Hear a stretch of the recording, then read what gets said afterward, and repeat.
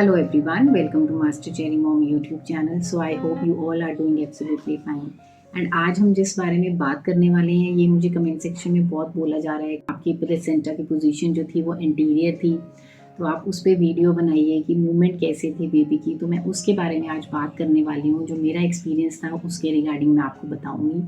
तो वीडियो को स्टार्ट करने से पहले चैनल को सब्सक्राइब कीजिए, वीडियोज़ को लाइक करिए एंड शेयर करिए। कोई भी आपका डाउट है तो आप मुझे कमेंट सेक्शन में पूछ सकते हैं। तो चलिए स्टार्ट करते हैं आज की video. Anterior placenta baby movements, कि जब प्लेसेंटा की पोजीशन इंटीरियर होती है तो बेबी की मूवमेंट्स कैसी होती हैं और हमें कब फील होती हैं, जल्दी होती हैं कि लेट फील होती हैं, उसके बारे में बात करेंगे। तो सबसे पहले तो ये बात होती है कि व्हाट इज़ प्लेसेंटा। प्लेसेंटा क्या होता है?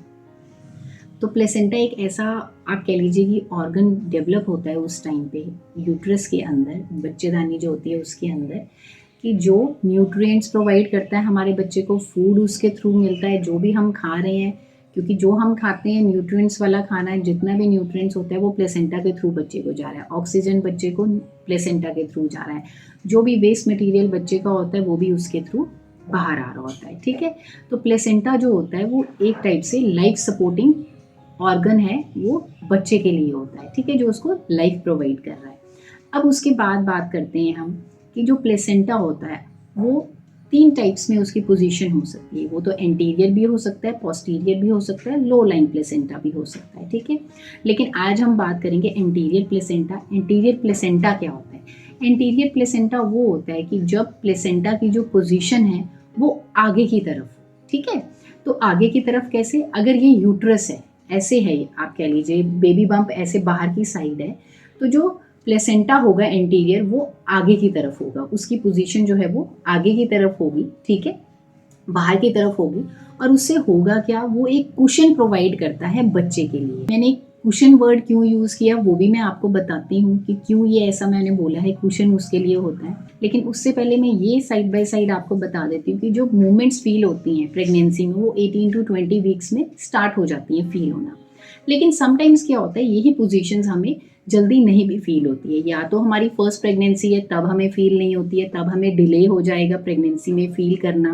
ठीक है, तो हम नर्वस हो जाते हैं, टेंशन ले लेते हैं, स्ट्रेस ले लेते हैं कि हमें पोजीशंस फील क्यों नहीं हो रही हैं बच्चे की, कि बाकियों को तो हो रही होती हैं। अगर कोई प्रेग्नेंट हो उस टाइम पे, नून हो, कोई हॉस्पिटल में भी अभी मिल जाता है ना, तो हम टेंशन ले लेते हैं।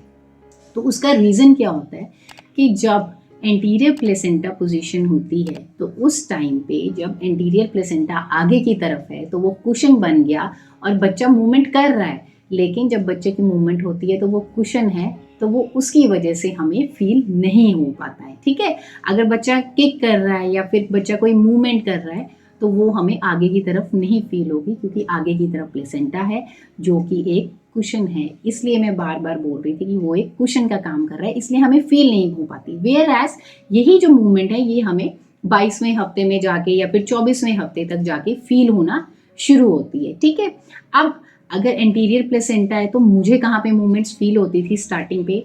तो जब मुझे मूवमेंट फील होना शुरू हुआ था तो मेरा 5th मंथ जो था वो जस्ट स्टार्ट हुआ था। ठीक है, तो उस टाइम पे मैं कार में जा रही थी और मैंने बेल्ट पहनी हुई थी, तो उस टाइम पे मुझे फर्स्ट टाइम कार में बैठे बैठे फील हुआ था कि हाँ मूवमेंट हुई है, अंदर कुछ किक आउट हुआ है। और जो मुझे किक्स होती थी वो कहाँ होती थी? वो मुझे लेफ्ट साइड पे, निचली साइड पे होती थी, लोअर साइड पे लेफ्ट साइड में होती थी।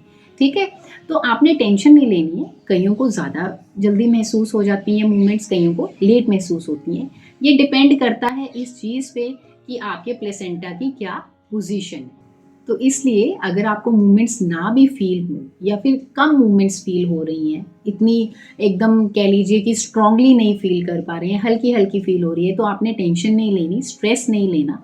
क्योंकि ये मेरा खुद का पर्सनल एक्सपीरियंस है कि जब मुझे मूवमेंट्स फील होना शुरू हुआ था, मेरा 5th मंथ जब स्टार्ट हुआ था, तो मुझे हल्की सी मूवमेंट हुई थी, ज़्यादा नहीं थी। और उसके बाद ऐसा भी नहीं था कि कंटिन्यूटी में मूवमेंट्स मुझे फील हो रही थी, नहीं। स्टार्टिंग में 5th मंथ के मुझे इतना मूवमेंट्स नहीं फील हुई, बट वेयर एज जब मेरा 7th मंथ आप कह लीजिए स्टार्ट हुआ, या फिर आप कह लीजिए 7th मंथ के एंड में, मिड में जाके कह लीजिए, कि उस टाइम पे मुझे मूवमेंट्स बहुत ज़्यादा फील होती थी। क्यों? क्योंकि उस टाइम पे बच्चा थोड़ा ग्रो कर जाता है और 8th मंथ में या तो आके बच्चा पूरा वेट पुट ऑन कर लेता है, ग्रो होता है, और तब मुझे बहुत अच्छे से मूवमेंट्स फील होती थी। और जो मूवमेंट्स भी हैं वो रिपीटेडली हो जाती थी, हर 2 घंटे के बाद मूवमेंट हो जाती थी।